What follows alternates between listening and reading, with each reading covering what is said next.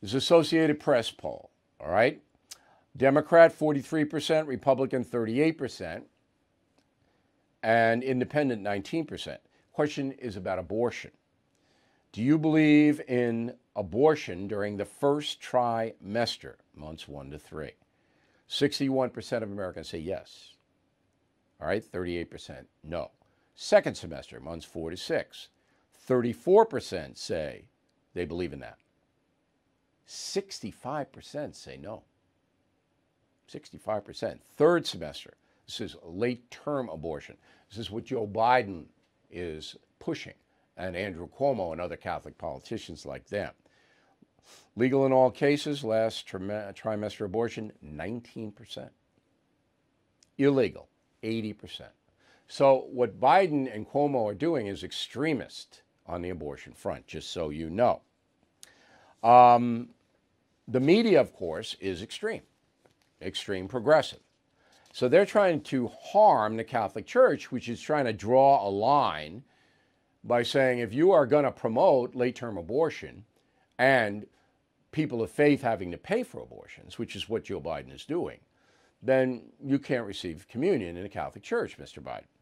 So I'm going to give you 3 quotes. The first one comes from the LA Times, an extremist left newspaper that's on the verge of collapse, by the way. I don't know how much longer they can stay in business. This comes from Michael Mago, who's a senior editorial writer at the LA Times. Quote, however it ends, this initiative by the bishops is proving divisive within the church and likely to inflame criticism of the hierarchy in a broader society.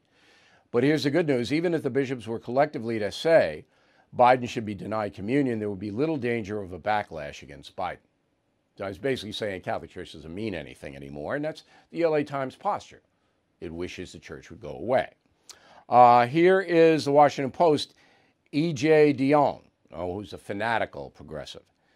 Quote, a group of angry men, and they are all men, seem to want nothing to do with their brothers and sisters who believe that social justice and a radical concern for the lives of the poor, those already born, the destitute, the abandoned, and the underprivileged. So he's equating abortion, the ending of a life or a potential life, depending on your semantics, with social justice. So in his regard, and this is the Washington Post, abortion is the same thing as someone being poor. And here's the most vicious. Comes from Elizabeth Dias.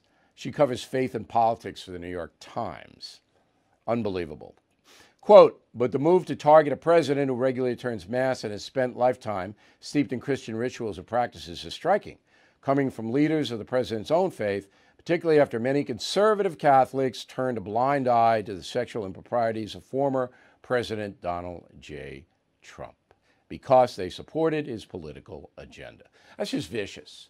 So she's equating, again, the ending of a life or a potential life with somebody's private life. Okay, and we're all sinners here, except I'm sure Elizabeth Dias, she's not.